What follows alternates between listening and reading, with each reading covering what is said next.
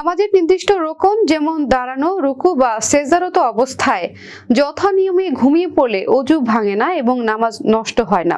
তবে সেজদায় হাত পা মাটির সঙ্গে সম্পূর্ণ মিশিয়ে এমনভাবে ঘুমালে যাতে পেছনের রাস্তা দিয়ে বায়ু বের হওয়ার সম্ভাবনা থাকে, তবে অজু ও নামাজ দুটোই ভেঙে যাবে।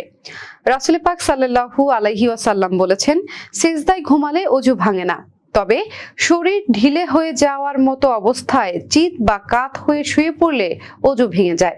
জামাতে কোনো মুক্তাদি ঘুমিয়ে পড়ার কারণে রোকন বা রাকাত ছুটে গেলে ঘুম ভাঙার পর তা নিজে আদায় করে ইমামের সঙ্গে শরিক হতে হবে। তবে নামাজে পূর্ণ মনোযোগ ও সওয়াব পেতে অতিরিক্ত ঘুম ভাব নিয়ে নামাজ পড়া অনুচিত।